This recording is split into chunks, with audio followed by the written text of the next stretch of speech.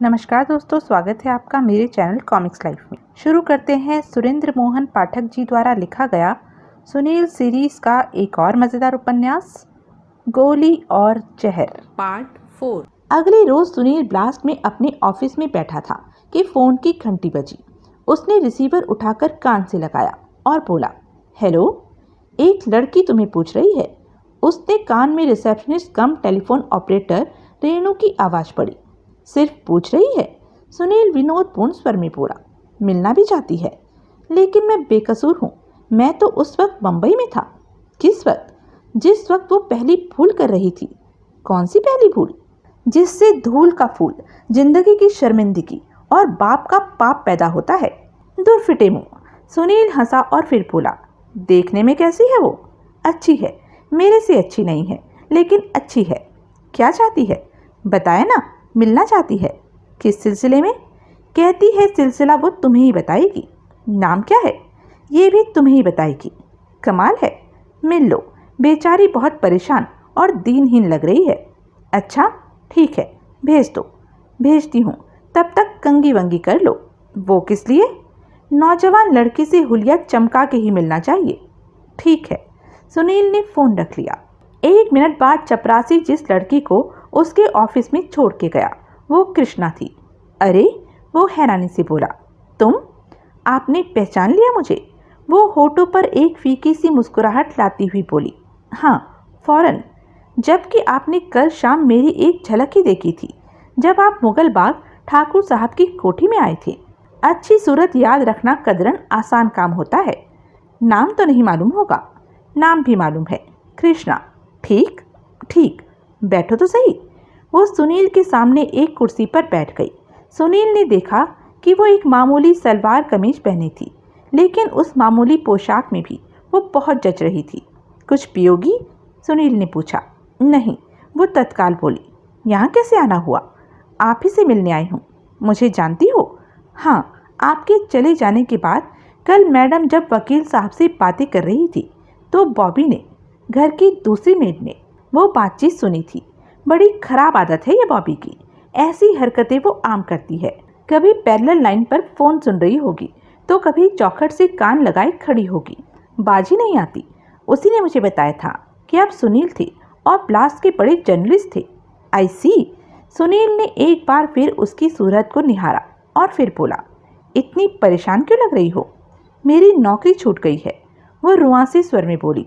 अच्छा, मुझे नौकरी छूटने का उतना अफसोस नहीं जितना उस बेइज्जती का रंज है जो मेरी इस सिलसिले में हुई। क्या हुआ? क्या हो गया कल शाम और आज में ऐसा? मालकिन के पास एक कंगन था जो सांप जैसा बना हुआ था, यानी कि सांप की पूंछ गोल घूमकर उसके मुंह में पहुंची हुई थी और उसमें सांप की आंखों की जगह 2 हीरे जड़े हुए थे। वो कंगन खो गया। मालकिन इल्जाम लगाने लगी कि घर में ही किसी ने चोरी कर लिया था। जवाब में हम सब ने पेशकश की कि हमारे कमरों की, हमारे सामान की तलाशी ले ली जाए।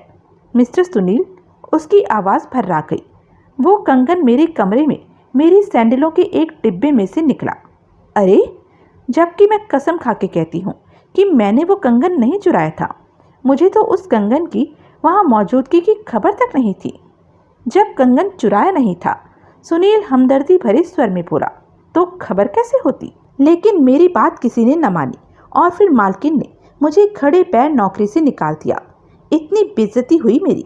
एक तो नौकरी गई, ऊपर से माथे पर चोर का लेबल लग गया। 7 साल से मैं वहाँ काम कर रही थी।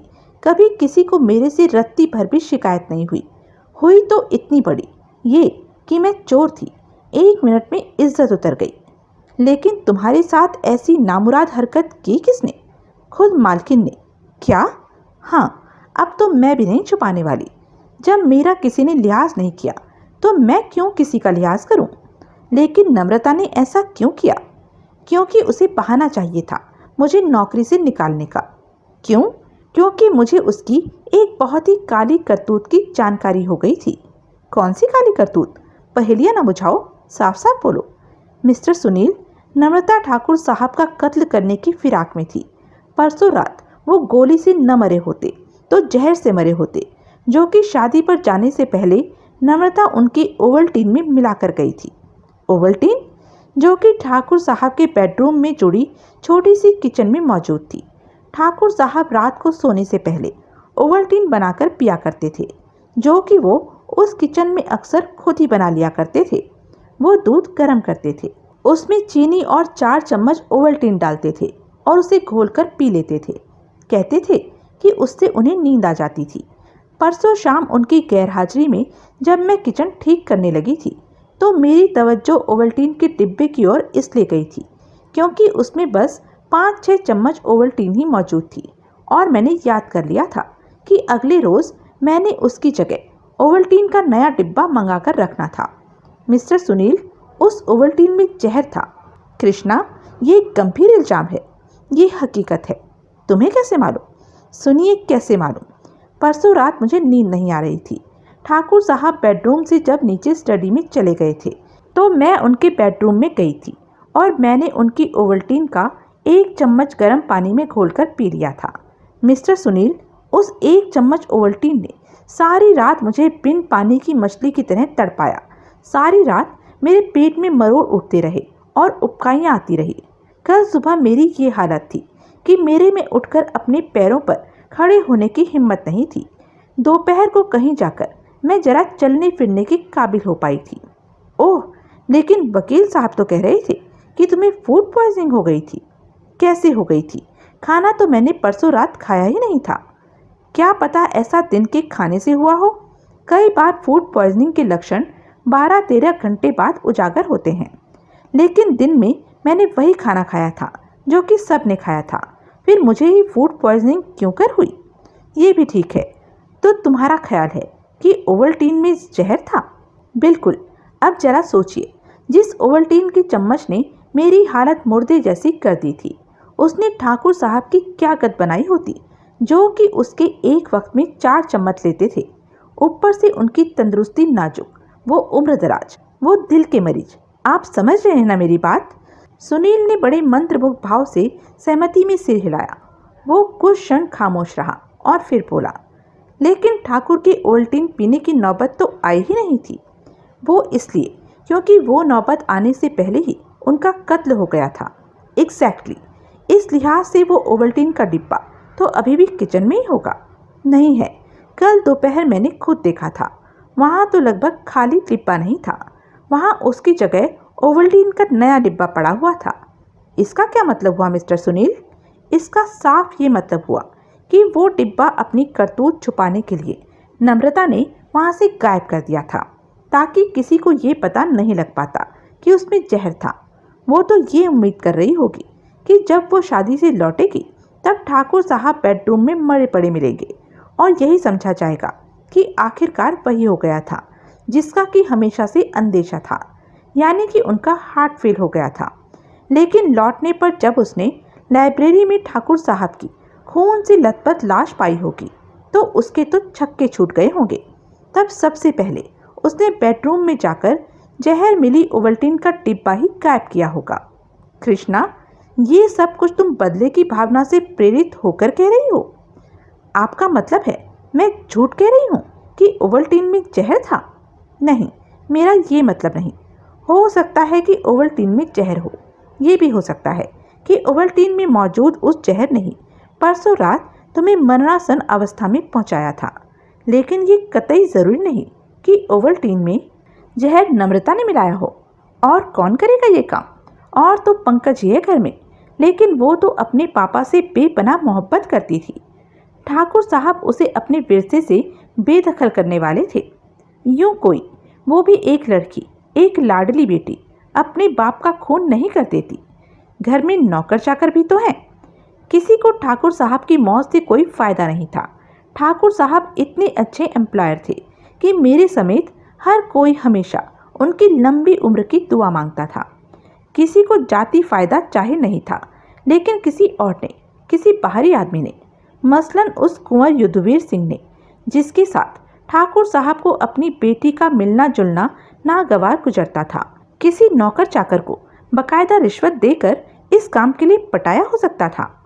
ऐसे कोई पटाई में नहीं आने वाला था। हम सब ठाकुर साहब के वफादार मुलाजिम थे। राम मिलन और पुष्पा की तो जिंदगी गुजरी है उस घर में। खुद मैं उस घर की खिदमत करती करती किशोरी से युवती बनी। अब बॉबी के बारे में भी कह डालो। वो कतरन नहीं है, लेकिन इतनी घिनौनी, इतनी खतरनाक हरकत वो भी नहीं कर सकती। छोटे मोटे लालच में तो कोई भी फंस सकता है, लेकिन किसी के लिए किसी के कत्ल का सामान करना, ना बाबा ना, मैं नहीं मानती। बॉबी ऐसा नहीं कर सकती। मैंने कब कहा कि वो ऐसा कर सकती है या उसने ऐसा किया था? मैंने तो महज एक संभावना जाहिर की थी।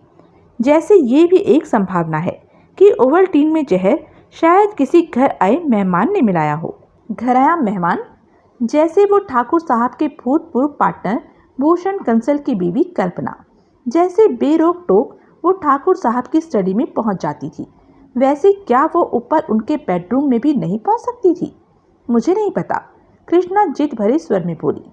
मेरा विश्वास यही है कि ये काम नम्रता का है और उसने मुझे इसलिए बहाने से नौकरी से निकाला है ताकि मैं इस बाबत उस घर में किसी के सामने जुबान ना खोलूं। जुबान तो तुमने फिर भी खोली आपके सामने, लेकिन उसने आपकी बाबत नहीं सोचा होगा। उसने यही सोचा होगा कि मैं एक बेसबूत बात को लेकर पुलिस के पास नहीं जा सकती थी, और ये बात तो सच भी है। पुलिस के पास जाने के तो ख्याल से मेरी रूह कांपती है। ये बात अगर हम अपने अखबार में छापे तो भी तो ये पुलिस के पास पहुंचेगी, लेकिन अखबार के जरिए तब तक इसका इतना व्यापक प्रचार हो चुका होगा कि तब पुलिस एक पैसे वाले की, एक दौलतमंद विधवा की शय में आकर मुझे डरा धमका कर चुप कराने का रवैया अख्तियार नहीं कर सकेगी, या मुझ पर दबाव डालकर मेरा बयान नहीं बदलवा सकेगी, जैसा कि पुलिस वाले अक्सर करते हैं। तुम तो, सुनील अचरज से उसे देखता हुआ बोला, बहुत सिरे तक सब कुछ सोचे बैठी हो। वो छोड़िए, आप ये बताइए, आपको मेरी कहानी पर विश्वास है? भाई, संभावित तो लगती है तुम्हारी कहानी, सुनील सावधानी से शब्द चयन करता हुआ बोला, लेकिन इस कहानी के रूप में तुम्हारा नम्रता का नाम लेना ठीक नहीं। वैसे तो जहर के ही अस्तित्व का ही कोई सबूत नहीं। क्यों सबूत नहीं? वो तीखे स्वर में बोली, उस जहर ने ही तो मेरी हालत मरने जैसी की थी।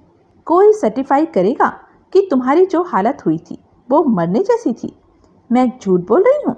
झूठ नहीं बोल रही हो, लेकिन अपनी हालत को बढ़ा चढ़ाकर कहती हो सकती हो, खास तौर से तब जबकि नम्रता के लिए, जिसे कि तुम अपनी उस हालत के लिए जिम्मेदार मानती हो, तुम्हारे मन में विद्वेष की भावना घर किए बैठी है। आपकी उसकी यूं हिमाकत कर रहे हैं जैसे वो आपकी कोई सगेवाली है। नहीं है, होती तो भी न करता। गलत काम में मैं अपने बाप की हिमायत नहीं करने वाला। सब कहने की बातें हैं। नम्रता क्यों अपने पति का खून करना चाहती थी, मुझे क्या पता। उस पर इतना बड़ा इल्जाम लगा रही हो, लेकिन उसकी उस हरकत की कोई वजह नहीं सुझा सकती हो। वो खामोश रही। ठाकुर साहब की जिंदगी में नम्रता का उनसे कैसा व्यवहार था? दिखावा तो ऐसा करती थी। वो नाक चढ़ाकर बोली, जैसे उससे ज्यादा पतिव्रता स्त्री सृष्टि में दूसरी ना हो। दिखावा ही होगा, वरना कैसे कोई नौजवान लड़की अपने से दुगनी उम्र के बीमार, कमजोर, काफी हद तक मोहताज मर्द को दिल से चाह सकती थी? क्यों नहीं चाह सकती थी? वो नर्स थी। नर्सों में सेवा भाव स्वभावगत होता है। फिर ठाकुर साहब तो तब भी ऐसे ही थे, जबकि उसने सोच समझकर अपनी मर्जी से उनसे शादी की थी। तब सोचा होगा कि बूढ़ा चंद महीनों में ही परलोक सिधार जाएगा। ऐसा न हुआ तो वो उसे जबरन परलोक भेजने पर आमादा हो गई। नम्रता की बाबत तुम्हारे ऐसे ख्यालात ओवरनाइट बने हैं कृष्णा? ऐसी कोई बात नहीं। यानी कि शुरू से ही तुम्हारा ये ख्याल था कि नम्रता अपने पति के लिए जिस निष्ठा और प्रेम का इजहार करती थी वो महज दिखावा था? हाँ, तो फिर तुमने पहले कभी इस ख्याल को हवा क्यों नहीं दी? क्योंकि पहले कभी नम्रता पर तुम्हारे जवाबी हमले की जरूरत पेश नहीं आई थी। आप नाहक उसकी हिमायत कर रहे हैं। मैं कहती हूँ वो शांति, यहाँ भड़कने से कुछ नहीं होगा। वो खामोश हो गई। एक बात का ठंडे दिल से खूब समझ के जवाब दो। वो कंगन तुम खुद कबूल करती हो कि तुम्हारे सामान में से बरामद हुआ, कई लोगों की मौजूदगी में बरामद हुआ, ठीक? उसने बड़ी कठिनाई से सहमति में सिर हिलाया। अब तुम्हारी मालकिन नम्रता अगर चाहती तो तुम्हें चोरी के इल्जाम में पुलिस के हवाले भी कर सकती थी। वो ऐसी हिम्मत हरगिज नहीं कर सकती थी। करती तो मैं ये चिल्ला चिल्ला कर आसमान सिर पर उठा लेती कि वो मालिक का कत्ल करने की फिराक में थी। तुम्हारा चिल्लाना बेकार जाता, न कारखाने में तूती की आवाज़ नहीं सुनाई देती। पुलिस तुम्हारी बेबुनियाद बात का यकीन करती या नम्रता की बात का यकीन करती, जिसके पास कि तुम्हारे खिलाफ सबूत था। वो सबूत गड़ा हुआ था, मुझे जानबूझ के फंसाया गया था। कबूल। ऐसी कुछ रवायत भी मालूम होती है उस घर की। पहले ठाकुर साहब भी यही पैंतरा किसी और के खिलाफ इस्तेमाल कर चुके थे। बहरहाल मेरा कहना यह है कृष्णा कि अगर जहर वाली बात मान भी ली जाए तो इस बात का तो कतई कोई सबूत नहीं कि वो हरकत नम्रता की थी। तुमने यूं नम्रता का नाम लिया और उसने तुम्हारे खिलाफ पुलिस में रपट दर्ज करा दी या कोर्ट में केस कर दिया तो लेने के देने पड़ जाएंगे। मिस्टर सुनील, वो अप्रसन्न स्वर में बोली, आपकी बातों से क्या मैं ये नतीजा निकालूं कि आप ये जहर वाली बात अपने अखबार में छापने को तैयार नहीं हैं? वो बात तो हम ज़रूर छापेंगे, लेकिन उसमें सीधे किसी का, नम्रता का या किसी और का, खास तौर से युद्धवीर का या कल्पना कंसल का नाम हम नहीं लेंगे। तो क्या बात बनी? तुम्हारा ये कहना ही अपने आप में सबूत है कि तुम बदले की भावना से प्रेरित होकर यहाँ आई हो। लेकिन अखबार की भी बहुत जिम्मेदारियाँ होती हैं। बेबुनियाद बात को अखबार में छापना अखबार को भी कटघरे में खड़ा कर सकता है। लेकिन सुनो, अभी तो दिन चढ़ा है। अगले रोज आने वाला अखबार आधी रात को छपना शुरू होता है। इस लिहाज से तुम्हारी बताई जहर वाली बात को अखबार में छपने भेजने में अभी बहुत वक्त बाकी है। इस दौरान मैं भी जरा चुपचाप थोड़ी तफ्तीश करता हूँ। फिर मैं शाम को तुमसे फिर मिलूंगा और अपनी तफ्तीश के नतीजे की और इस बात की कि खबर को हमने किस तरीके से छापना है तुम्हें खबर करूंगा। सुनील ने उसके सामने एक पैड और बॉल पेन रख दिया। अपने घर का पता, जिस पते पर भी तुम उपलब्ध हो, इस पर लिख दो। मैं शाम को तुमसे संपर्क करूंगा। कृष्णा ने सहमति में सिर हिलाए हुए बॉल पेन उठा लिया। डॉक्टर भट्ट ने एक सरसरी निगाह मुगल बाग स्थित अपने क्लिनिक पर आए आगंतुक पर डाली और फिर बोला, यस, आप डॉक्टर भट्ट हैं और दिवंगत नरोत्तम ठाकुर के फैमिली डॉक्टर हैं? हाँ, क्या चाहते हो? मेरा नाम सुनील है। मैं ब्लास्ट का चीफ रिपोर्टर होता हूँ। ये मेरा कार्ड है। डॉक्टर ने कार्ड थामकर उसका मुआयना किया और फिर दोहराया, क्या चाहते हो?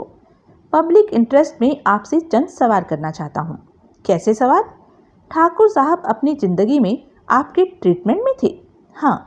तंदुरुस्ती कैसी थी उनकी? बहुत नाजुक, दिल कमज़ोर, पक्षाघात की वजह से जिस्म कमज़ोर, ऊपर से दमे की भी शिकायत। उनके पूर्ण स्वास्थ्य लाभ कर पाने की कोई उम्मीद थी? नहीं। और ये सिर्फ मेरी नहीं, मेरे से बड़े डॉक्टरों की भी राय थी। जान जा सकती थी? जा सकती थी, बिल्कुल जा सकती थी। दरअसल उनकी सलामती में दवा दारू के अलावा तकदीर का भी दखल था।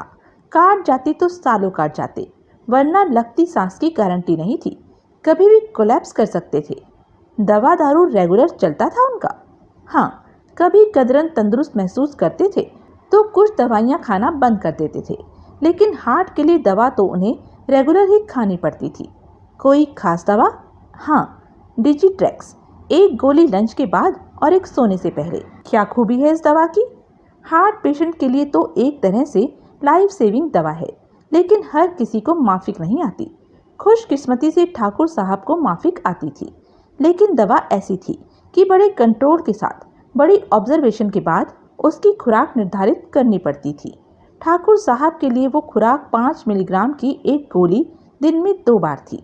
ऐसी ठाकुर साहब की माँ चंद्रावती भी हार्ट की पेशेंट थी और मेरे ही ट्रीटमेंट में थी। डिजिट्रैक्स को वो भी ठाकुर साहब की ही तरह रेगुलर खाया करती थी। यानी कि ये दवा ठाकुर साहब की फैमिली में वेल इंट्रोड्यूस थी। हाँ, घर के बाशिंदों को, नौकर चाकरों तक को दवा की तमाम खूबियों और खामियों की खबर थी। चंद्रावती कैसे मरी थी? हार्ट फेल हो जाने से ही मरी थी।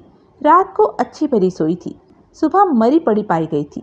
हार्ट पेशेंट के साथ ऐसा अक्सर हो जाता है कि सोते सोते ही उसके दिल की धड़कन बंद हो जाती है। ये तयशुदा बात है कि डिजिट्रैक्स का ओवरडोज घातक साबित हो सकता है हार्ट पेशेंट्स के लिए। ऐसे ओवरडोज का पोस्टमार्टम से पता लग जाता है? संभावना कम ही होती है। क्यों? क्योंकि ये दवा मरीज के सिस्टम में पहुंचकर बहुत जल्द हजम हो जाती है और उसकी तासीर खून में घुल मिल जाती है। ये दवा मरीज की तत्काल जान नहीं ले पाती। ऐसा नहीं होता कि इधर ये दवा मरीज के मैदे में गई और उधर उसका दम निकला। ये दवा सिस्टम में मुकम्मल तौर से घुल मिल जाने के बाद ही अपना जानलेवा असर दिखाती है। फिर मरीज के जिस्म में डिजिट्रैक्स के अवशेष इसलिए भी मिल जाते हैं क्योंकि वो उसकी रेगुलर खुराक थी। अलबत्ता पोस्टमार्टम पर हार्ट की फिजिकल कंडीशन इस बात का संकेत दे सकती है कि शायद मरीज ने डिजिट्रैक्स ज़्यादा मिकदार में खा ली थी। डिजिट्रैक्स के प्रभाव से दिल कतरन सिकुड़ जाता है। आई सी। लेकिन दिल का सिकुड़ा हुआ पाया जाना इस बात की गारंटी नहीं होती कि मौत की वजह डिजिट्रैक्स का ओवरडोज था। यानी कि निर्णायक सबूत नहीं है, लेकिन किसी और उपलब्ध सबूत के साथ जुड़कर ये भी सबूत बन सकता है। हाँ, ठाकुर साहब की माता का पोस्टमार्टम हुआ था। काहे को? मैंने आपसे पूछा है। भाई, वो 70 साल की आयु की थी और कंफर्म्ड हार्ट पेशेंट थी, इसलिए सहज ही सोच लिया गया कि वो स्वाभाविक मौत मरी थी। बिल्कुल। यूं ही अगर ठाकुर साहब रात को सोते और सुबह न उठते तो उनकी बाबत भी यही सोचा जाता कि वो स्वाभाविक मौत मरे थे और यूं उसके पोस्टमार्टम का भी कोई सवाल ही ना पैदा होता। बिल्कुल भाई, उनके घर का एक एक बाशिंदा तो जानता था कि ठाकुर साहब का दिल किसी भी क्षण जवाब दे सकता था। उनकी तो अगली सांस की कोई गारंटी नहीं थी। आई सी। तो ठाकुर साहब के लिए डिजिट्रैक्स की निर्धारित खुराक 5 मिलीग्राम की एक गोली दिन में 2 बार थी। हाँ, इतनी सी कोई पेचीदगी पैदा हो जाना मुमकिन नहीं था न, लेकिन फिर भी सावधानी के तौर पर दवा खाने के बाद पैदा हो सकने वाले कुछ खास लक्षणों पर निगाह रखना जरूरी होता था। क्या होते थे ये लक्षण? नब्ज तेज हो जाती थी, मितली आने लगती थी, पेट में मरोड़ उठने लगते थे, उल्टी भी आ जाती थी। आई सी। लेकिन नियमित निर्धारित खुराक से ये तमाम खतरे नहीं होते थे। ठाकुर साहब के लिए जो खुराक मैंने निर्धारित की हुई थी उससे उन्हें कोई खतरा नहीं था। फिर भी घर के सब लोगों को, खास तौर से ठाकुर साहब की बीवी को, जो कि ट्रेन नर्स थी, मेरी खास हिदायत थी। खुद ठाकुर साहब को भी मेरी यही हिदायत थी। ऐसे लक्षण कभी पाए गए थे ठाकुर साहब में? नहीं, कभी नहीं। जब ऐसी दवा की खुराक बढ़ जाने का नतीजा बहुत गंभीर हो सकता था, मरीज की जान जा सकती थी, तो फिर तो ये जहर ही हुआ एक तरह से। यही समझ लो। क्या किसी को ये दवा इतनी मिकदार में, जो कि उसकी जान ले सकती हो, उसकी जानकारी के बिना खिलाई जा सकती है? हाँ, क्या मुश्किल है? दूध में, जूस में, चाय कॉफ़ी में या किसी भी मीठी चीज़ में घोल के पिलाई जा सकती है। या ओवल्टीन में? डॉक्टर सकपकाया। उसने अपने बाईफोकल्स में से घूर के सुनील को देखा और फिर बोला, ये ओवल्टीन का जिक्र किस लिए? कोई खास वजह नहीं, सुनील लापरवाही से बोला। ठाकुर साहब रात को ओवल्टीन वाला दूध पीने के आदी थे। मैंने अर्ज किया ना बंदा नवाज कि कोई खास वजह नहीं। डॉक्टर खामोश रहा। तो सुनील आगे बढ़ा, ये तो आपने बीमार आदमी पर उस दवा का असर बताया। अब ये बताइए कि अगर कोई तंदुरुस्त आदमी उस दवा को खा ले तो उस पर क्या बीतेगी? उसे कुछ भी नहीं होगा। ओवरडोज से, मिकदार से ज़्यादा खाने से भी नहीं। ये तो मिकदार पर मुनहसर है। अब कोई पूरी शीशी ही हजम कर जाए तो? पूरी शीशी नहीं, मिसाल के तौर पर कह लीजिए कि 4-5 गोलियां, जो कि 4-5 चम्मच ओवल्टीन में पीसकर डाल दी गई हों। इतने से नॉर्मल हेल्दी पर्सन को कुछ नहीं होने वाला। बड़ी हद होगा तो 10-12 घंटे के लिए तबीयत खूब खराब हो जाएगी, उल्टियाँ आ जाएगी, चक्कर आ जाएंगे, लूज मोशंस भी हो सकती हैं, लेकिन बड़ी हद 24 घंटे में सब कुछ नॉर्मल हो जाएगा। जान पर तो नहीं आ बनेगी ना? नहीं, बशर्ते कि खाने वाले को दिल की अलामत न हो। लेकिन ऐसी कोई मिकदार ठाकुर साहब जैसे शख्स की जान ले सकती थी? हाँ, यकीनी तौर पर हाँ। यानी कि अगर किसी की ठाकुर साहब की जान लेने की मंशा होती तो उसके लिए ठाकुर साहब को उनकी ओवल्टीन में 4 गोलियां डिजिट्रैक्स की घोलकर पिला देना ही काफ़ी होता। डॉक्टर ने फिर घूर कर सुनील को देखा और फिर बोला, किस फिराक में हो मिस्टर? मैं किसी फिराक में नहीं हूँ। ठाकुर साहब की मौत तो शूट किए जाने से हुई है। तभी तो अर्ज किया कि मैं किसी फिराक में नहीं हूँ। भाई, ऐसा कदम कोई ऐसा शख्स ही तो उठा सकता है जिसे कि डिजिट्रैक्स की तासीर मालूम हो। जो कि बकौल आपके घर के हर बाशिंदे को मालूम थी, यहाँ तक कि नौकरों चाकरों को भी। वो तो है, ऊपर से घर की मालकिन तो खुद नर्स थी। क्या मतलब?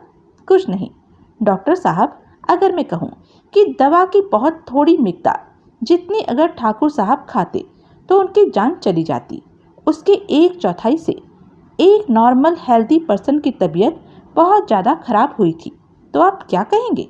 भाई, ऐसा और भी बातों पर निर्भर करता है। मसलन बताइए कोई बात। मसलन मैदे की हालत, खाली पेट ये दवा खाई जाए तो इसका असर काफ़ी वायलेंट होता है। मसलन ये किसी ऐसी दवा के ऊपर खाई गई हो जो कि इसके साथ रिएक्ट करती हो।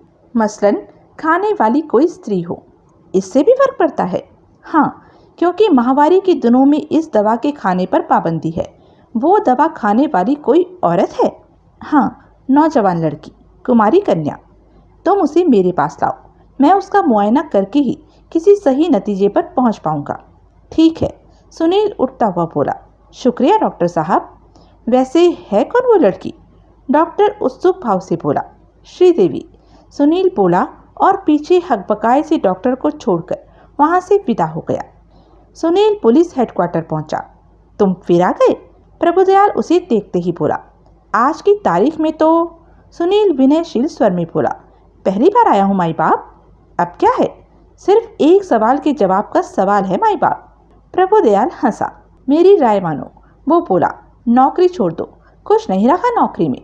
वस्त्रों का त्याग करो, बदन पर भभूत मलो और हाथ में कमंडल थाम कर गली गली द्वारे द्वारे घूमना शुरू कर दो। चांदी हो जाएगी। आजकल तो मंगते को भी लोग रुपए से कम नहीं देते। रुपए का भी इस महंगाई के जमाने में क्या आता है कृपा निधान? क्यों नहीं आता? 2 अठन्नियाँ आती हैं, 4 चवन्नियाँ आती हैं। माई बाप, ये जैसी बातें आप कर रहे हैं ये आपको शोभा नहीं देती। ये मेरा महकमा है, इसे मुझे ही चलाने दीजिए। बैठो। अब एक सवाल के लिए क्या बैठना, रमते जोगी खड़े खड़े ही जवाब सुन लेंगे। सुना नहीं? सुनील एक कुर्सी पर ढेर हो गया। क्या पूछना चाहते हो? प्रभुदयाल बोला। मैं सच में ही एक ही सवाल पूछना चाहता हूँ, सुनील बोला। लेकिन दरख्वास्त ये है कि जवाब सीधा और सच्चा मिले, पेंच और घुंडीदार न मिले। अब सवाल भी तो बोलो। दीनानाथ चौहान की चिट्ठी आपके हाथ लग चुकी है? कौन दीनानाथ चौहान? कैसी चिट्ठी? यानी कि, सुनील आहत भाव से बोला, एएसएम अकेला मैं ही नहीं हूँ। क्या बकते हो? परसों जब मैं यहाँ आपके दरबार में पेश हुआ था तो आपने खुद कहा था कि मेरे और ज्योत्सना जोशी के बीच होने वाले वार्तालाप का एक एक लफ्ज आप यहाँ बैठे सुनने वाले थे।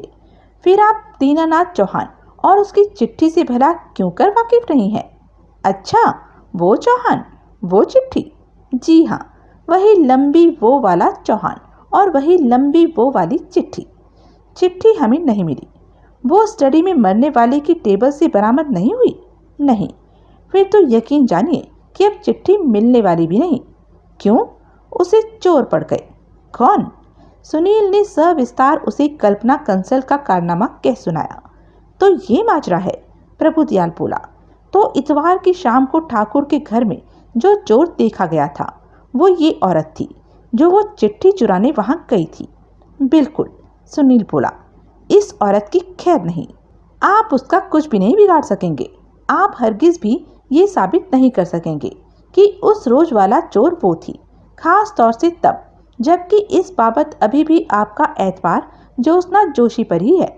ऊपर से ये तो आप हरगिज नहीं साबित कर सकेंगे कि चिट्ठी उसने चोरी की थी। देखेंगे। परसों रात के ठाकुर के उस मेहमान की बाबत कुछ पता लगा जिसे उसने अपनी स्टडी में सिगरेट और शराब से नवाजा था? अभी नहीं। और चंद्रिका ठाकुर का, वो कौन है? रिपोर्टर साहब, मैंने तुम्हें एक सवाल पूछने की इजाज़त दी थी। ये 1 से 2 और 2 से 3 कैसे हुए जा रहे हैं? चलिए ऐसे ही सही, सुनील उठता हुआ बोला। Okay, thank you for nothing. Sunil का अगला पड़ाव शंकर रोड था। वहाँ प्रदीप सक्सेना अपने ऑफिस में मौजूद नहीं था, लेकिन उसकी सेक्रेटरी ने बताया कि वो मुगल बाग ठाकुर साहब की कोठी पर था। वो मुगल बाग पहुंचा। ठाकुर साहब की कोठी के विशाल कंपाउंड में उसे एक बड़ा सा शामियाना लगा दिखाई दिया। शामियाने में जमीन पर बिछी दरियों पर बेशुमार लोग बैठे थे। और उन्हीं में सक्सेना भी था, जो कि सुनील को देखकर उठ खड़ा हुआ। वो सुनील के पास पहुंचा। दोनों में अभिवादनों का आदान प्रदान हुआ और फिर सक्सेना सुनील की बाह पकड़कर उसे इमारत के पहलू की राहदारी में ले गया। कैसे आई? वो बोला। आपके ऑफिस गया था, सुनील संकोचपूर्ण स्वर में बोला। वहां से मालूम हुआ कि आप यहाँ हैं तो यहाँ चला आया, लेकिन मुझे नहीं पता था कि यहाँ मुझे ऐसा माहौल मिलेगा। अब जो सोसाइटी के दस्तूर हैं उन पर तो अमल करना ही पड़ेगा। वो तो है। अब बोलो, यहाँ बात करना मुनासिब होगा? सक्सेना एक क्षण सोचता रहा और फिर बोला, आओ। पहलू के रास्ते से वो उसे कोठी के भीतर ले आया। भीतर ड्राइंग रूम खाली था, जहाँ की दोनों जा बैठे।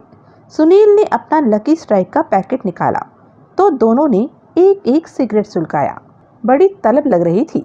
सक्सेना बड़े तुष्टिपूर्ण भाव से सिगरेट का कश लगाता हुआ बोला, अच्छा हुआ कि तुम आ गए, मुझे वहां पंडाल से उठने का बहाना मिल गया। सुनील बड़े शिष्ट भाव से हंसा। और क्या खबर है? सक्सेना बोला। खबर तो आपके पास है जनाब, सुनील बोला।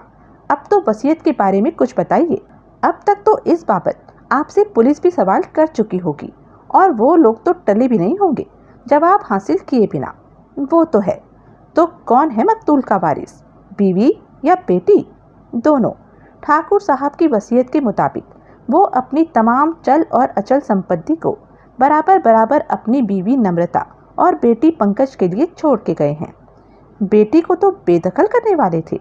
मिस्टर, मैंने पहले भी कहा था कि ऐसी कोई बात नहीं थी। ठाकुर साहब अपनी इकलौती औलाद के साथ नाइंसाफ़ी करने की कल्पना तक नहीं कर सकते थे। ऊपर से पंकज उनकी बेहद लाडली बेटी थी, जिसे कि वो दिलो जान से चाहते थे।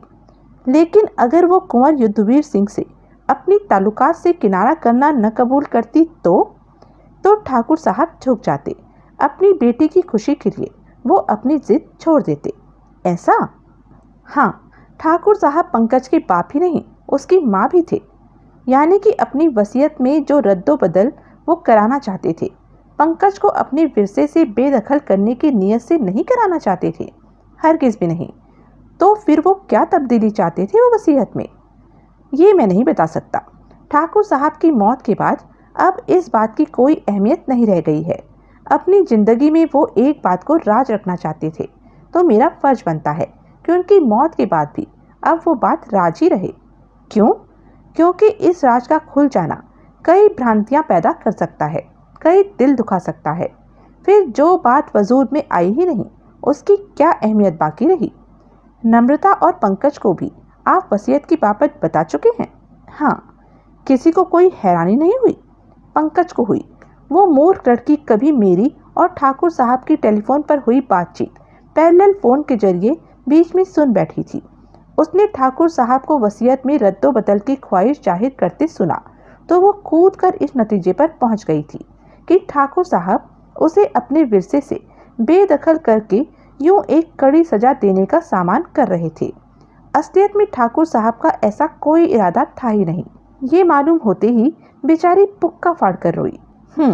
वकील साहब, ठाकुर साहब जो डिजिट्रैक्स नाम की दवा खाते थे, उनके डॉक्टर से मुझे पता चला है कि वो दवा जहर के मानिंद थी और उसका ओवरडोज घातक साबित हो सकता था। तो ऐसी दवा तो बहुत एहतियात से यहाँ स्टोर की जाती होगी। क्या ये जानने का कोई जरिया हो सकता है कि दवा की गोलियों में कोई कमी बेशी तो नहीं है? सक्सेना कुछ क्षण सोचता रहा और फिर बोला, मैं अभी आया। सुनील ने सहमति में सिर हिलाया। सक्सेना वहां से उठकर चला गया। जब वो वापस लौटा तो तब सुनील तीसरा सिगरेट सुलगा रहा था। मैंने राम मिलन से इस बाबत सवाल किया है। सक्सेना वापस उसके करीब बैठता हुआ बोला। वो कहता है कि इतवार रात को उसने खुद ठाकुर साहब के लिए ओवल्टीन तैयार की थी और उसके साथ उन्हें डिजिट्रैक्स की एक गोली खिलाई थी। तब शीशी में सिर्फ 4 गोलियां बाकी रह गई थी। सोमवार यानी कि परसों सारा दिन ठाकुर साहब घर से बाहर रहे थे, इसलिए दोपहर की लंच के बाद वाली गोली वो खा नहीं सके थे।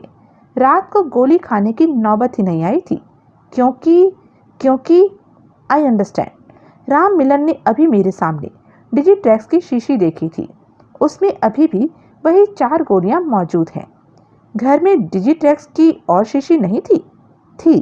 राम मिलन ने उसे भी चेक किया है। वो शीशी मजबूती से सील बंद सही सलामत मौजूद है। बाजार में क्या कमी होगी इस दवा की?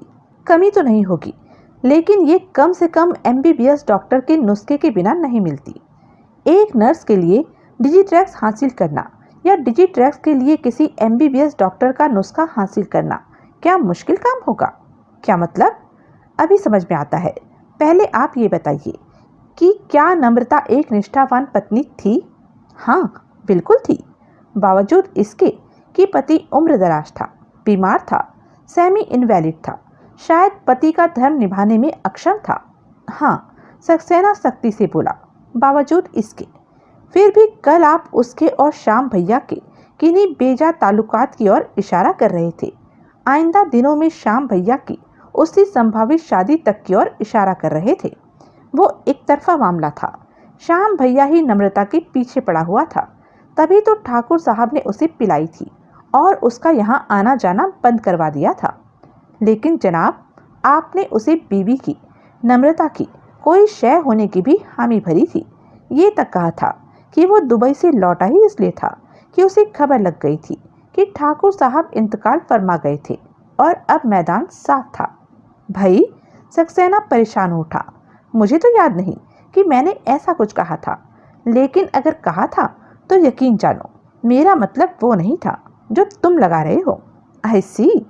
हकीकत यही है कि श्याम भैया ही नम्रता पर दिल रखता था, जबकि नम्रता का एक निष्ठावान पत्नी का श्याम भैया से कुछ लेना देना नहीं था।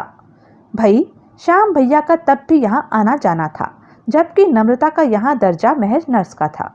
तब नम्रता की तरफ से भी श्याम भैया को कोई रिस्पांस हो तो कह नहीं सकता, लेकिन शादी के बाद भी नम्रता की तरफ से वो रिस्पांस बरकरार रही हो, ऐसा नहीं है।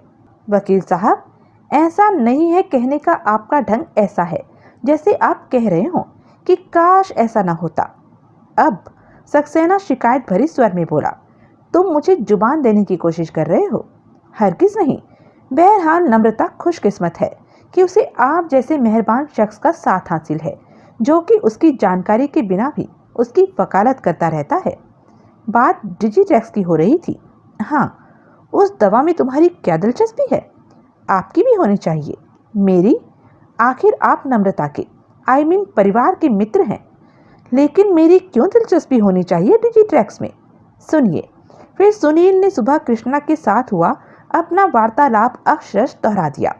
सक्सेना के छक्के छूट गए। तौबा! वो विस्फारित नेत्रों से सुनील को देखता हुआ बोला। वो वाहियात खर दिमाग लड़की नम्रता पर इतना घिनौना इल्जाम लगा रही है, यूं बदला उतार रही है वो अपनी मालकिन से। नम्रता ने उसके साथ रियायत की, जो उसे पुलिस के हवाले नहीं किया। वो कहती है कि कंगन उसने नहीं चुराया था। हर चोर यही कहता है। वो तो ये भी कहती होगी कि वो कंगन उसके कमरे से, उसके सामान में से बरामद नहीं हुआ था। नहीं, ये नहीं कहती वो, लेकिन ये कहती है कि वो कंगन उसे फंसाने के लिए वहाँ प्लांट किया गया था।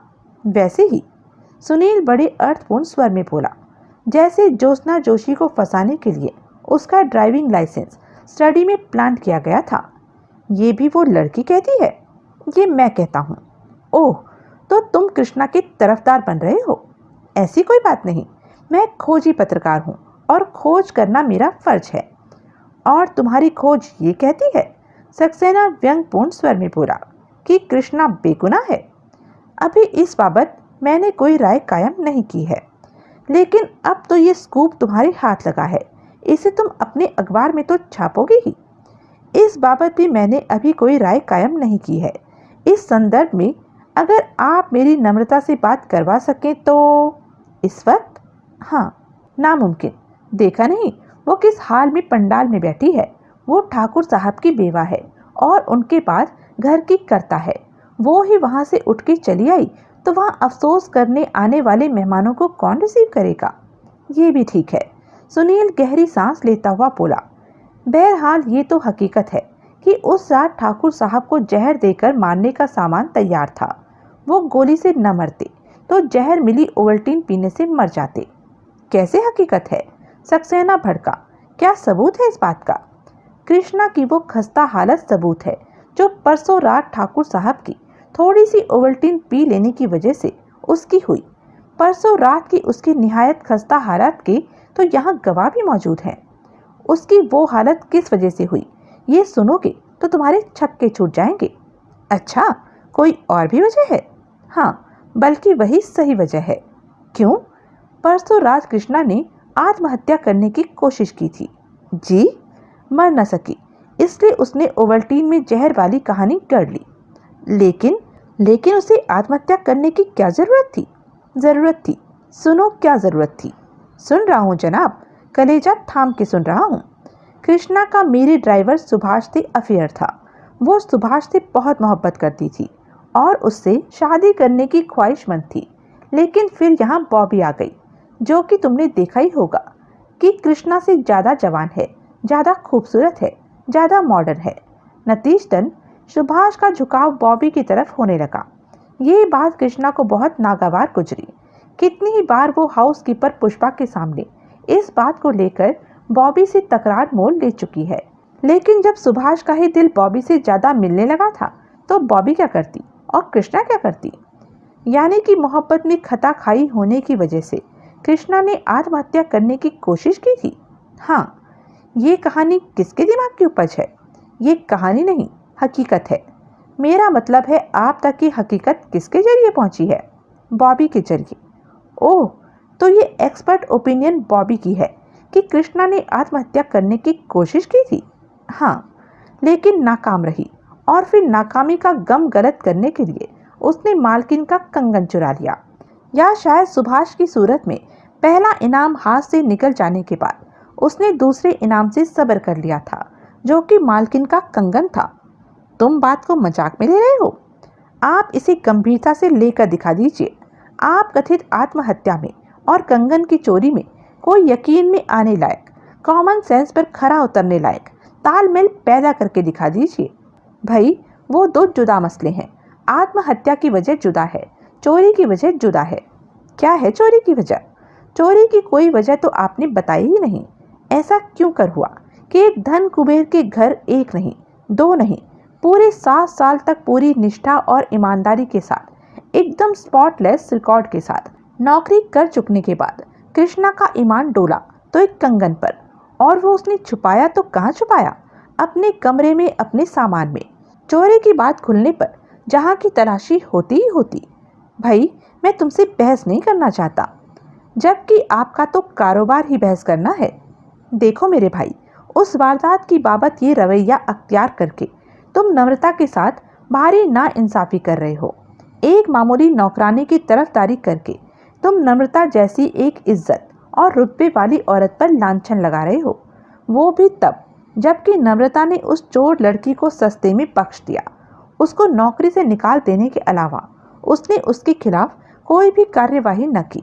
नम्रता के पुलिस में रिपोर्ट लिखाने की सूरत में कृष्णा गिरफ्तार हो सकती थी।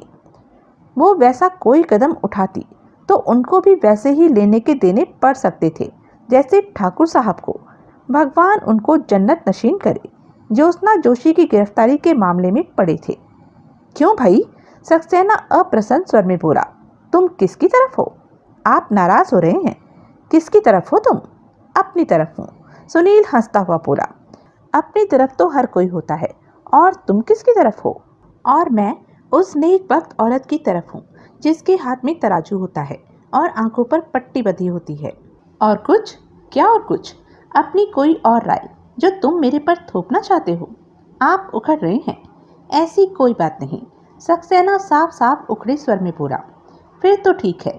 दरअसल आप जैसे मेहरबान और प्रेमी बंदे के साथ मैं अपनी गुडविल बिगाड़ना नहीं चाहता। सक्सेना खामोश रहा। तो नम्रता से इस वक्त बात मुमकिन नहीं? सुनील बोला। नहीं। कब मुमकिन हो सकती है? शाम को आना, 7 बजे के बाद। तब आप यहीं होंगे? कह नहीं सकता, लेकिन तुम फिक्र ना करो, मैं नम्रता को तुम्हारी आमद की बाबत बोल के जाऊंगा। शुक्रिया। और बोलो। इस वक्त 1 मिनट राम मिलन से बात हो सकती है? उससे क्या पूछोगे? खास कुछ नहीं। इतनी जवाब तलब तो पुलिस भी नहीं थी। सुनील केवल हंसा। ठीक है। सक्सेना उठता हुआ बोला। तुम बैठो, मैं राम मिलन को यहीं भेजता हूँ। शुक्रिया। प्रदीप सक्सेना पंडाल में वहां पहुंचा। जहां ठाकुर की मौत का अफसोस करने वाले लोगों के बीच मातमी लिबास और मातमी सूरत में नम्रता बैठी थी। 1 मिनट उठ के मेरे साथ चलो। वो घुटनों के बल नम्रता के करीब झुककर उसके कान में फुसफुसाया। जरूरी बात है।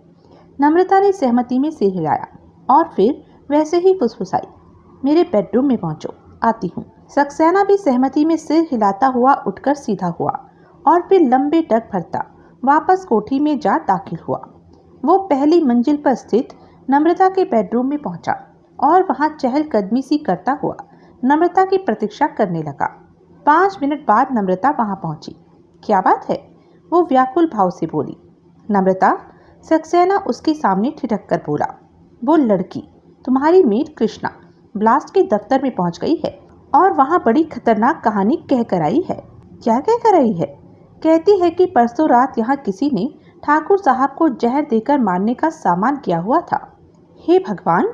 नम्रता दोनों कानों पर हाथ रखती हुई आतंकित भाव से बोली। ठीक से बताओ, क्या बात है? सक्सेना ने बताया। तौबा! सुन चुकने के बाद नम्रता पूर्वता आतंकित भाव से बोली। ये लड़की है कि भला? ये तो वही बात हुई कि एक तो चोर, ऊपर से चतुर, अपनी करतूत पर शर्मिंदा होने की जगह घर वालों पर उल्टे इल्जाम लगाने लगी। नम्रता, अखबार तक पहुंची बात पुलिस से दूर नहीं रहती। क्या मतलब? देख लेना, कल तक पुलिस भी कृष्णा के पीछे होगी। उसने अपनी वही कहानी पुलिस के सामने भी दोहरा दी तो बड़ी मुश्किल हो जाएगी। किसके लिए? सोचो। तुम्हारा इशारा मेरी तरफ है। नम्रता, मैं तुम्हारी हिफाजत की पूरी कोशिश करूंगा। मेरी हिफाजत की कोशिश करोगे? मुझे क्या हुआ है? अभी कुछ नहीं हुआ, लेकिन पुलिस की तहकीकात बड़ी नामुराद चीज होती है। भगवान ही बचाए इससे। कभी दुश्मन का वास्ता ना पड़े पुलिस से, वो भी कत्ल के केस में। ओह, तो तुम समझते हो कि ओवल्टीन में डिजीट्रैक्स की गोलियां पीस कर मैंने मिलाई होंगी? मैं कुछ नहीं समझता। मैं वो बता रहा हूँ जो कुछ पुलिस समझेगी। नम्रता, अगर इस लाइन पर कोई तफ्तीश हुई तो पुलिस को सबसे ज्यादा शक तुम्हारे ऊपर ही होगा। लेकिन वो जहर से थोड़े ही मरे हैं, वो तो गोली से। इरादाए कत्ल भी कम गंभीर अपराध नहीं होता। तुम तो मुझे डरा रहे हो। फोरवॉर्न्ड इज फोरआर्म्ड। पुलिस उस लड़की की बकवास पर विश्वास कर लेगी। क्या पता। तुम्हें विश्वास है इस बात पर? नहीं, मैं तुम्हारी तरफ हूँ, इसलिए विश्वास नहीं है क्योंकि तुम मेरी तरफ हो। मेरी तरफ न होते तो विश्वास कर लेते। सक्सेना को जवाब न सूझा। अखबार वालों को विश्वास है? उनका वो चीफ रिपोर्टर सुनील यहीं था, अभी तुमसे मिलना चाहता था, लेकिन मैंने टाल दिया। वो तो कहता है कि अभी इस बाबत उन लोगों ने कोई राय कायम नहीं की है। बहरहाल, अगर उन्होंने कृष्णा की कहानी पर विश्वास न किया तो बात ही खत्म है। किया तो वो कहानी कल के ब्लास्ट में छपी दिखाई दे जाएगी। ब्लास्ट को विश्वास न आया तो कल वो किसी और अखबार में पहुंच जाएगी। उन्हें भी विश्वास न आया तो परसों पुलिस के पास पहुंच जाएगी। अच्छा बदला उतारा चुड़ैल ने। एक बेबुनियाद बात को मेरे खिलाफ हथियार की तरह खड़ा कर दिया। तुम्हारा कंगन वाकई उसी ने चुराया था? क्या मतलब? कहीं ऐसा तो नहीं बेचारी के साथ गरीब मार हो रही हो? नॉनसेंस। जब चोरी का माल बरामद उससे हुआ है तो चोर भी तो वही होगी। उस दूसरी मेड बॉबी ने कहीं उसके साथ कोई घात तो नहीं की? खामखा। उन दोनों की गलती थी। नहीं, बॉबी ऐसा नहीं कर सकती। मुझे उस पर पूरा भरोसा है। कृष्णा पर भी तो तुम्हें पूरा भरोसा था। प्रदीप, भगवान के लिए मुझे उलझाओ नहीं। ये कोई वक्त है ऐसी बातें करने का? मेरी हालत है ऐसी बातें सुनने की। सॉरी। अब सवाल ये है कि किया क्या जाए। आसान तरीका तो यही है कि कृष्णा को समझाया जाए। हाँ, ये ठीक है। तुम ऐसा करो, शाम तक यहाँ रुको। मेहमान चले जाएंगे तो हम दोनों चुपचाप कृष्णा से मिलने चलेंगे। कहाँ मिलेगी वो? विनोबा बस्ती में उसकी माँ रहती है, वहाँ गई होगी वो। और कहाँ जाएगी? ठीक है, तुम जाना नहीं प्लीज़। मैंने सिर्फ 5 मिनट के लिए कोर्ट जाना है, बस गया और आया। उसके बाद मैं यहीं हूँ। ठीक है, शुक्रिया। एक बात और। क्या? शाम भैया से जरा न्यारी न्यारी रहो। क्या मतलब? मतलब खुद सोचो। अक्लमंद को इशारा काफ़ी होता है। 3 साल से जला वतन उस शख्स ने ठाकुर साहब के इंतकाल फरमाते ही यहाँ डेरा ही डाल लिया तो। ओह ओह, मैं चलता हूँ। सक्सेना वहां से रुखसत हो गया।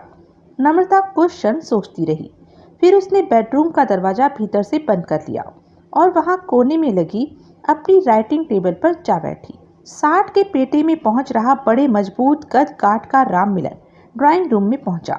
उसके चेहरे पर वफादारी की ऐसी स्पष्ट छाप थी कि सुनील प्रभावित हुए बिना न रह सका। उसने सुनील का अभिवादन किया और बोला, वकील बाबू कह रहे थे कि। हाँ, सुनील बोला, पुराने नौकर हो घर के? जी हाँ, राम मिलन बोला, बहुत पुराना।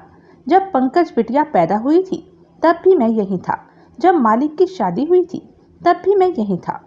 शुरू से ही ठाकुर साहब की खास खिदमतगार रहे हो? जी हाँ। ये कंगन की चोरी का क्या किस्सा है? कंगन वाकई चोरी गया था? गया ही था, वरना मालकिन क्या उसे लेकर इतनी हाल दुहाई मचाती? और वो कृष्णा ने चुराया था? वो उसके कमरे में से उसके सामान में से बरामद हुआ था। राम मिलन सावधानी से बोला, किसने बरामद किया था? खुद मैंने। मालकिन के कहने पर मैंने ही सबके सामने कंगन के लिए कृष्णा के कमरे की तलाशी ली थी।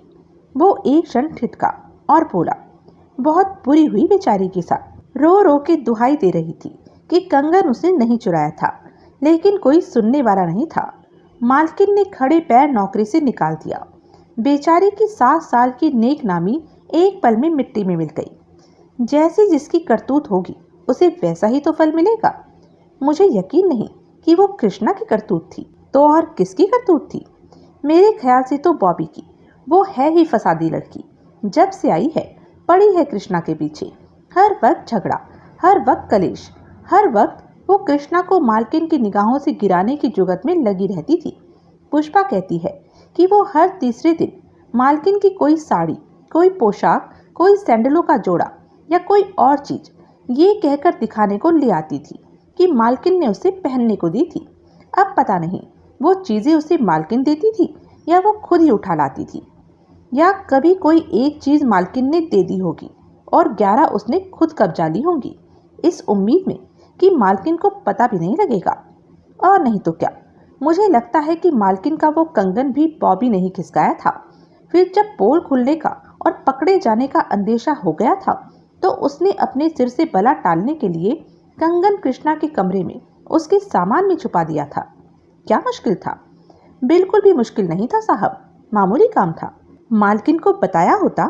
मैंने कोशिश की थी, लेकिन कंगन के कृष्णा के कमरे से बरामद होने की देर थी कि वो तो ऐसी भड़की थी कि किसी की कोई बात सुनने को तैयार नहीं हुई थी। सुना है वकील साहब का ड्राइवर सुभाष भी बॉबी और कृष्णा में जैसे छीना झपटी का सामान बना हुआ था। हाँ, वो बात भी थी। वो बेचारा कृष्णा पर दिल रखता था। दोनों की इतनी अच्छी बनती थी कि तू कौन मैं खामखा की तरह बॉबी उन दोनों के बीच आ कूदी।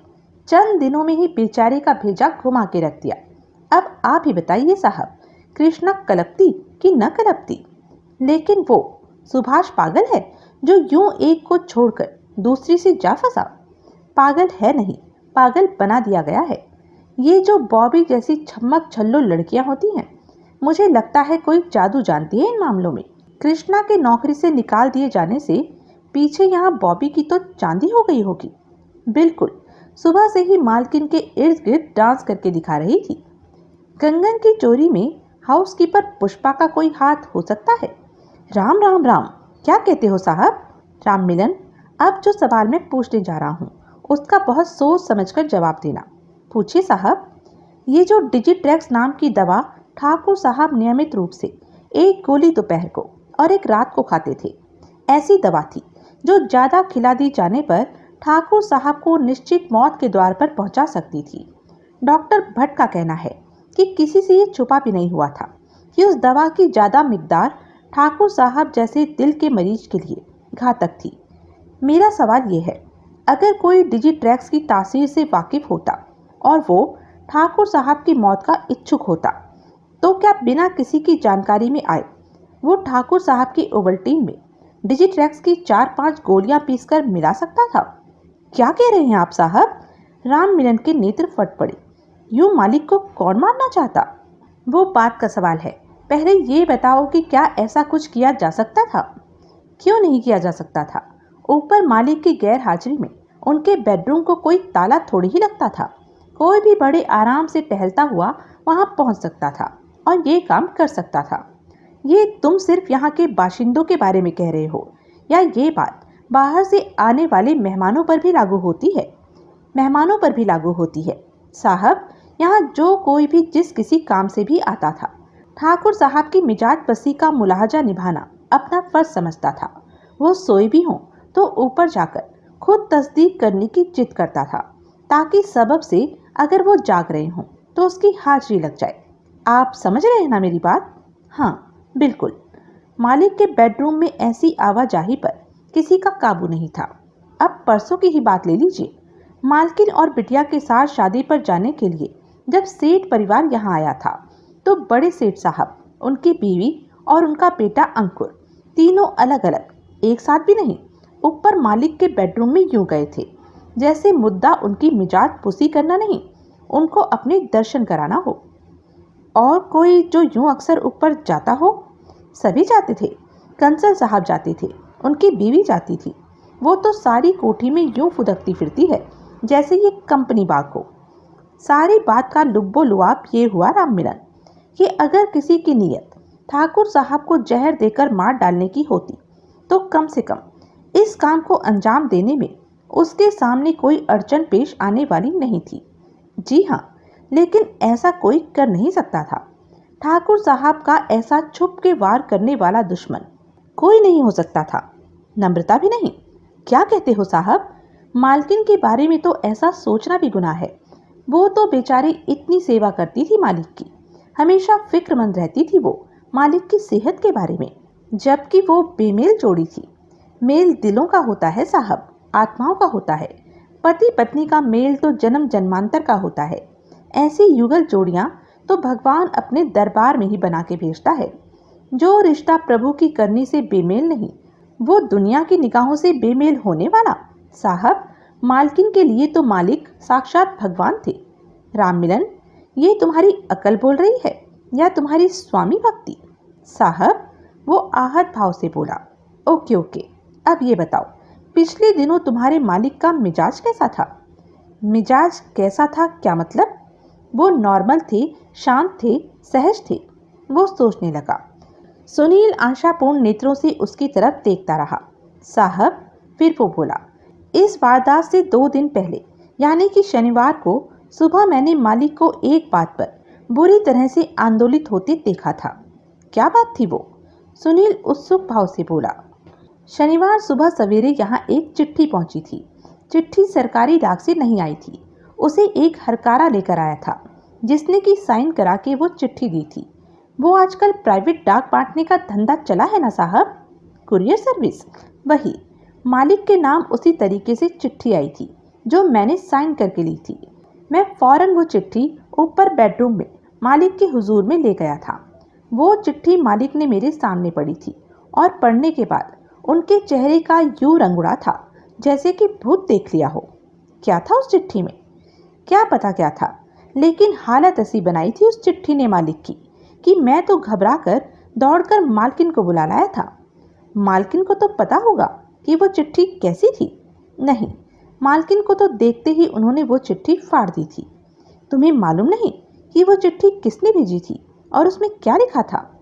नहीं मालूम, लेकिन इतना मुझे आज भी याद है कि कई घंटे लगे थे उस चिट्ठी को पढ़ चुकने के बाद मालिक को सहज होने में। राम मिलन, सुनील अपलक उसकी आंखों में झांकता हुआ बोला, सच बताओ, चिट्ठी के बारे में कुछ जानते नहीं हो या बताना नहीं चाहते हो? जानता नहीं हूँ। इतना तो समझते हो ना कि तुम्हारे मालिक का कत्ल हुआ है और कातिल अभी पकड़ा नहीं गया है, और वो चिट्ठी कातिल की गिरफ्तारी का जरिया बन सकती है। मैं उस चिट्ठी की बाबत कुछ नहीं जानता साहब। पक्की बात? हाँ। परसों तुम सारा दिन यहाँ से बाहर ठाकुर साहब के साथ थे? सारा दिन नहीं साहब, लेकिन मैंने सुना है कि वो तो सुबह के यहाँ से निकले, शाम को 6 बजे घर लौटे थे। ठीक सुना है आपने, लेकिन उनके साथ मेरी हाजिरी 2 बजे तक ही थी। क्या मतलब? वो क्या है कि बतौर ड्राइवर ड्यूटी भुगताता पहले मैं उन्हें पुलिस हेडक्वार्टर लेकर गया था। वो वहाँ से फारिग हुए थे तो मैं उन्हें जिम खाना क्लब लेके गया था। वहाँ 2 बजे के करीब उन्होंने मुझे कार समेत डिसमिस कर दिया था। कार समेत? जी हाँ। कार के साथ तुम्हें बाद में लौटने के लिए कहा था? जी नहीं, कार के इंजन की ट्यूनिंग होनी थी। कार्बोरेटर का भी कुछ काम था जो कि सब मालिक की जानकारी में था। वो मेरे से बोले कि मैं कार को वर्कशॉप में जाकर ठीक करा लूं और फिर उसे वापस यहाँ ले आऊं। वो खुद टैक्सी पर आ जाएंगे। ऐसा पहले कभी हुआ? कभी नहीं हुआ। बीमारी के बाद से ऐसा भी पहली बारी हुआ था कि मालिक ने सारा दिन घर से बाहर गुजारा हो। यहाँ पहले तुम पहुंचे थे या मालिक? मैं। और साहब, मालिक को यूं छोड़कर आने के लिए मालकिन ने मेरी खाट खड़ी कर दी, जबकि मेरा कोई कसूर नहीं था। मैं उनकी हुक्म उदूली कैसे कर सकता था? तब उनकी तबीयत कैसी थी? खराब थी, लेकिन थोड़े आराम के बाद ही धीरे धीरे सुधरने लगी थी। तभी तो मालकिन और पंकज बिटिया शादी पर चली गई। मालिक की तबीयत खराब ही रहती तो क्यों वो उन्हें छोड़ के जाती? मालिक ने तो बल्कि खुद कहा था कि वो बिल्कुल ठीक थे और जबरन उन्हें शादी पर भेजा था। मुझे तक कहने लगे कि मैं सबको जबरदस्ती शादी पर लेकर जाऊं, किसी की ना सुनूं। शादी कहाँ थी? नेपियन हिल पर, यानी कि यहाँ से 15-20 मिनट का रास्ता। जो लोग शादी में तुम्हारे साथ गए थे, नम्रता, पंकज, दरबारी सेठ, उनकी बीवी और बेटा, वो सब हर घड़ी वहीं मौजूद थे। मुझे क्या मालूम साहब, मैं तो बाहर पार्किंग में और ड्राइवर लोगों के साथ बैठा हुआ था। कोई और बात? राम मिलन ने इनकार में सिर हिलाया। शुक्रिया राम मिलन, सुनील बोला। अब एक छोटा सा काम और करो, जरा हाउसकीपर पुष्पा को और मेड बॉबी को यहाँ बुला दो। राम मिलन सहमति में सिर हिलाता हुआ वहाँ से रुखसत हो गया। लिफाफे में बंद चिट्ठी हाथ में थाम नम्रता दरवाजे पर पहुंची। उसने दरवाजे की चिटकनी गिराई, लेकिन इससे पहले कि वो हैंडल थाम कर दरवाजे को भीतर की ओर खोल पाती, किसी ने बाहर से उसे धक्का दिया। वो हड़बड़ाकर एक कदम पीछे हट गई। खुले दरवाजे पर उसकी निगाह पड़ी तो उसके नेत्र फैले। तुम?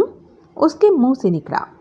कुंवर युद्धवीर सिंह ने बड़ी अदा से सिर नवाकर उसका अभिवादन किया। नम्रता के चेहरे पर वितृष्णा के भाव आए। उसने अभिवादन का कोई उत्तर नहीं दिया। युद्धवीर बोला। नीचे पंडाल में पहुंचे थे, वहां आप नहीं थी। सोचा यहाँ होंगी, सो हम यहाँ चले आए। ओह, हमें ठाकुर साहब की मौत का सख्त अफसोस है। हमारी हार्दिक संवेदनाएं कबूल फरमाइए और हमें अपने दुख में शरीक समझिए। हमारी ईश्वर से यही प्रार्थना है कि वो स्वर्ग में स्थान पाए। आप नीचे चल के विराजिए, मैं आती हूँ। अब जब हम ऊपर आ ही गए हैं तो सोच रहे हैं कि थोड़ी देर यहीं विराज जाएं। लेकिन हमें भीतर आने दीजिए।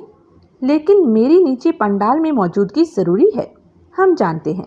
फिर भी आपसे दरख्वास्त कर रहे हैं कि जब आप यहाँ इतनी देर रुक गई हैं तो थोड़ी देर और रुक जाइए। मैं नहीं रुक सकती। आप हमारे सब्र का इम्तहान ले रही हैं। ओफो, तुम समझते क्यों नहीं कि भीतर चल। एकाएक युद्धवीर सांप की तरह फुफकारा। नम्रता के सारे शरीर में सिहरन दौड़ गई। वो तत्काल दरवाजे से परे हट गई। युद्धवीर ने भीतर कदम रखा। उसने पांव की ठोकर मारकर दरवाजा बंद किया और फिर नम्रता की ओर घूमकर कहर भरे स्वर में बोला, now listen you lousy bitch. Housekeeper Pushpa अभी ड्राइंग रूम में सुनील के रूबरू पहुंची भी नहीं थी कि भुनभुनाने लगी, मुझे बहुत काम है। मुझे क्या कम काम है? सुनील शुष्क स्वर में बोला। क्या चाहते हैं? बॉबी कहाँ है? किचन में काम कर रही है। लेकिन मैंने बॉबी से भी बात करनी थी। कर लीजिएगा, बोला ना, किचन में बहुत काम है। वो भी यहाँ आ जाती तो सारा काम ठप हो जाता। मैं किचन में जाऊंगी तो वो यहाँ आ जाएगी। ओह, तो वारदात की रात को आप ऊपर अपने कमरे में टीवी देख रही थी? नहीं जी, लेकिन मैंने तो सुना है कि आप, कृष्णा और बॉबी ऊपर अपने कमरे में टीवी लड़कियां देख रही थी। मैं सोने की कोशिश कर रही थी। टीवी आपकी नींद डिस्टर्ब नहीं करता?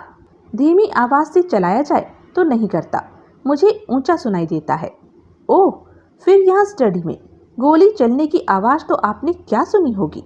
मैंने नहीं सुनी थी। आवाज़ सुनी ही नहीं थी या आपको सूझा नहीं था कि वो गोली चलने की आवाज़ थी? मैंने कुछ नहीं सुना था। कुत्ते की भौंकने की आवाज़ भी नहीं सुनी थी। कुत्ते की भौंकने की आवाज़? कौन से कुत्ते के भौंकने की आवाज़? मोती के भौंकने की आवाज़? जो कि स्टडी में ठाकुर साहब के साथ मौजूद था। तफ्तीश ये बताती है कि नीचे स्टडी में मोती ने भौंक भौंक कर काफ़ी हाल दुहाई मचाई थी। क्या उसके भौंकने की आवाज़ ऊपर आपके कानों तक पहुंची थी? नहीं। क्यों? तब तक आपकी आंख लग गई हुई थी या इसलिए कि आप बहरी हैं? दोनों ही बातें हैं। इतनी बहरी तो नहीं हैं आप, मेरी बातें भी तो सुन ही रही हैं। उसने उत्तर न दिया। मेरे या इस बाबत किसी के भी सवालों से बचने के लिए बहाना तो नहीं आपका बहरापन? पुष्पा ने कुछ बोलने के लिए होठ खोले, लेकिन तत्काल खींच लिए। उसने बेचैनी से पहलू बदला। क्या आप नहीं चाहती कि ठाकुर साहब के कातिल को उसकी करतूत की सजा मिले? अगर मेरे चाहने से कुछ होता हो, वो दृढ़ स्वर में बोली, तो मैं तो चाहती हूँ कि मैं मालिक के कातिल की अपने हाथों से बोटी बोटी काट कर चील कौवों को खिलाऊं। मैं अपनी आंखों से मोती को कातिल के जिस्म को तब तक भंभोरते देखूं जब तक कि उसके प्राण न निकल जाएं। इतनी स्ट्रांग सेंटिमेंट्स, फिर भी जवाब के नाम पर जुबान को ताला?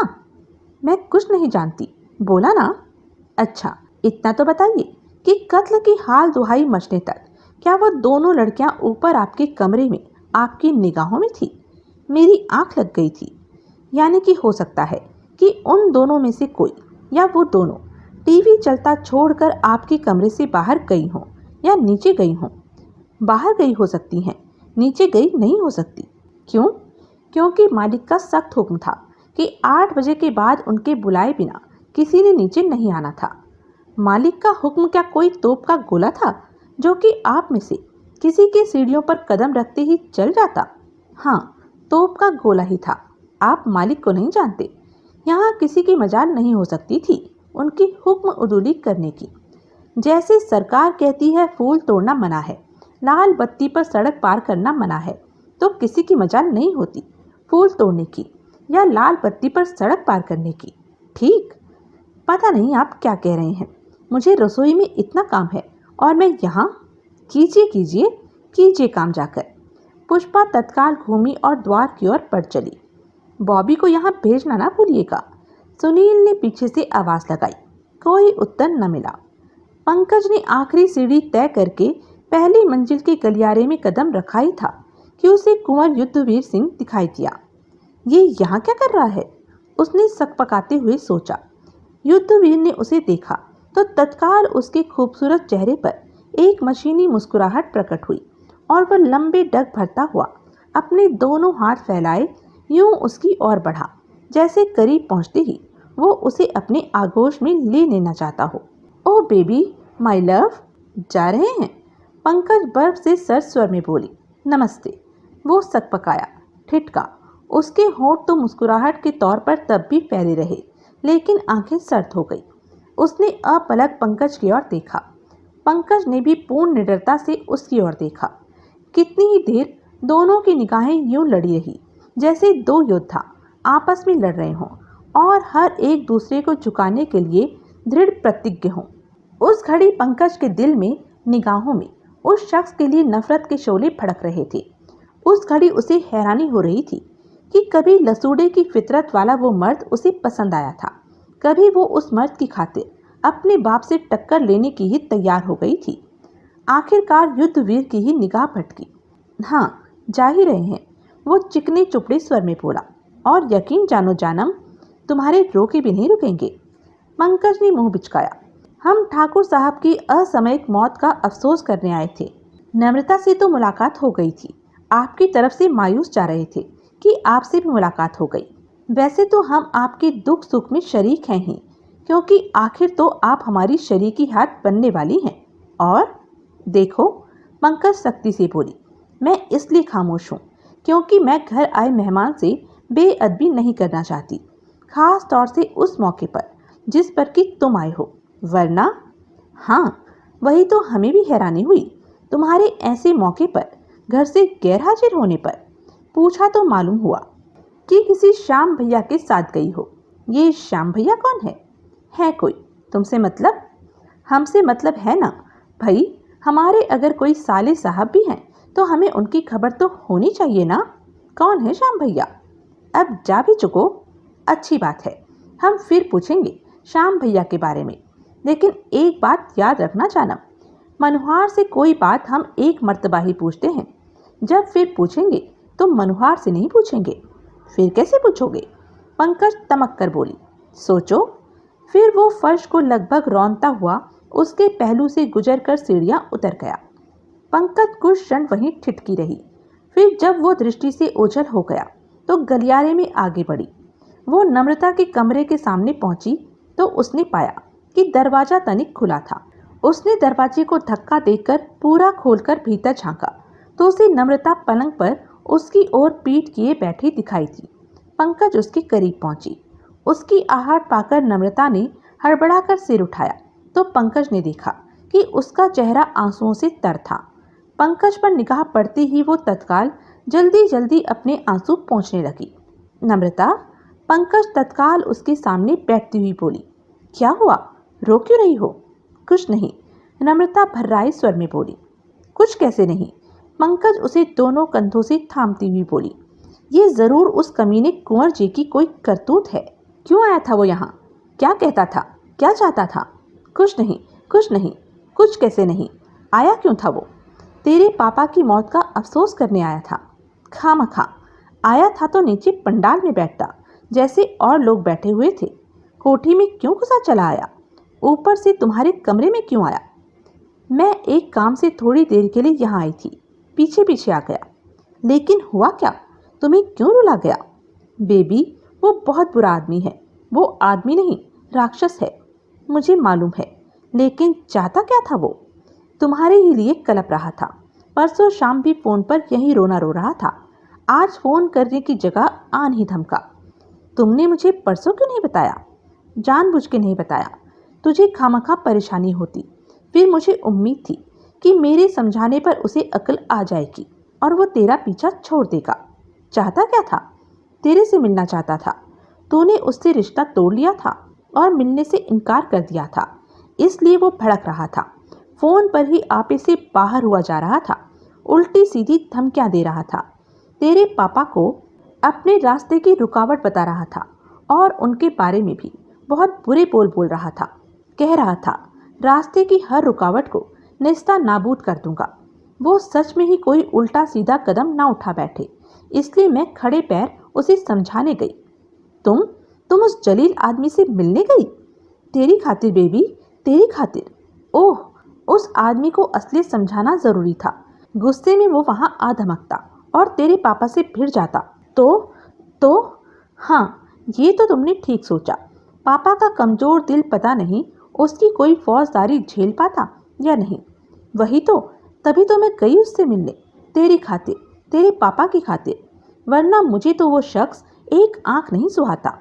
खैर, तुम उससे मिली। फिर क्या? वो तो बहुत भड़क रहा था। कोई बात सुन के राजी ही नहीं था। वो तो ये जाहिर कर रहा था जैसे तेरे और उसके बीच के तमाम फैसले पहले ही हो चुके थे। क्या मतलब? तूने उससे शादी का वादा किया था? कभी नहीं। वो तो कहता है, झूठ कहता है। इतनी लिफ्ट तो उसे जरूर दी होगी कि वो ये समझ बैठा कि शादी संबंधी बाकी बातें महज औपचारिकता थी।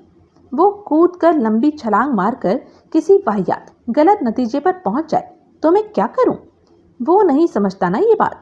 वो तो समझता है कि जिस लड़की ने भी एक बार उससे बात कर ली, उसे छोटी मोटी लिफ्ट दे दी, वो तभी से उसके पाँव की तोहवन बन गई। कुंवर जी जो ठहरा, कुंवर जी माई फुट, आया बड़ा कुंवर जी। वो तो इतनी गैर वाजिब बातें कर रहा था कि मेरे पर ही इल्जाम लगाने लगा कि मैं उसे तेरे खिलाफ भड़का रही थी। ज़रूर दिमाग खराब हो गया है उसका। वो तो जाहिर है, लेकिन मुझे डर ये है कि खराब दिमाग से वो कोई खराब काम ना कर बैठे। धमकियां तो वो दे ही रहा था। मुझे तो अंदेशा ये था कि वो किसी धमकी पर खरा उतरने पर उतारू ना हो जाए। धमकी? कैसी धमकी? वो कहता है उसके पास तेरी कोई वीडियो फिल्म है जो उसने चोरी से बना ली थी। तत्काल पंकज का चेहरा पहले शर्म से लाल हुआ और फिर भय से सफ़ेद पड़ गया। वो हकबकाई सी नम्रता का मुंह देखने लगी। है? नम्रता गौर से उसे देखती हुई बोली। मुझे नहीं मालूम, पंकज धीरे से बोली। लेकिन हो भी तो क्या है? मैंने उसके साथ कोई खराब हरकत नहीं की। मेरा मतलब है धमकाने लायक खराब हरकत नहीं की जिससे प्यार पड़ने लगे। उसके साथ थोड़ा बहुत तो चलता ही है। ओह, लेकिन मैंने कभी सपने में नहीं सोचा था कि वो मेरे साथ ऐसी नीच हरकत करेगा, चोरी से वीडियो फिल्म बना लेगा। इसका मतलब ये हुआ कि जितना कमीना मैं उसे समझ रही थी वो उससे कहीं ज़्यादा कमीना है। तो वो बातें छोड़, तू ये बता कि वो फिल्म तेरा कोई भारी नुकसान तो नहीं कर सकती? जब भारी नुकसान वाला मैंने कोई काम नहीं किया तो कैसे कर सकती है? जो थोड़ा बहुत कुछ मैंने उसके साथ किया है वो किसी वीडियो फिल्म के सबूत के बिना भी कबूल करने को तैयार हूँ।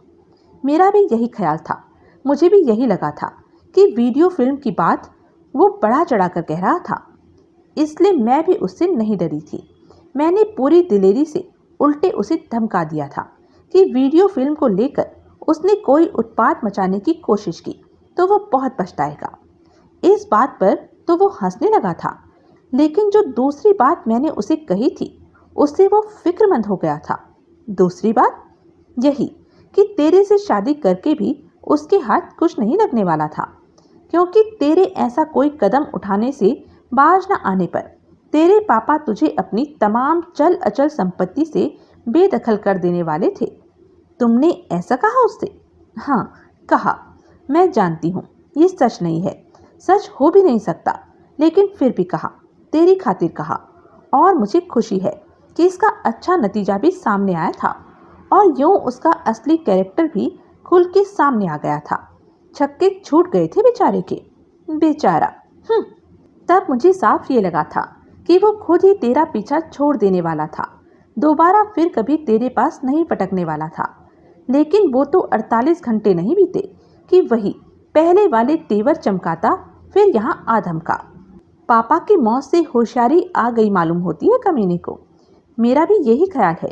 सोच रहा होगा कि अब तो तेरे पापा तुझे विरसे से बेदखल कर देने की धमकी दे नहीं सकते थे। अब तो तू उनकी वारिस बन चुकी थी। ये उसके लिए कोई गुड न्यूज़ नहीं है। जब आज की तारीख में मुझे ही उसकी जात से नफरत है तो ज़रूर उसे ये खुशफहमी है कि वो तुझे शादी के लिए मजबूर कर सकता है, उस वीडियो कैसेट की वजह से शायद, जो कि पता नहीं है भी या नहीं है भी तो मेरी बला से। मैं ऐसी धमकियों में नहीं आने वाली। क्या कर लेगा वो मेरा? मुझे बदनाम कर देगा, मेरा भविष्य बिगाड़ देगा। बिगाड़ दे, मुझे अपना ये हर्ष मंजूर है, लेकिन जैसा भविष्य मेरा उससे शादी करके बिगड़ेगा वो मंजूर नहीं।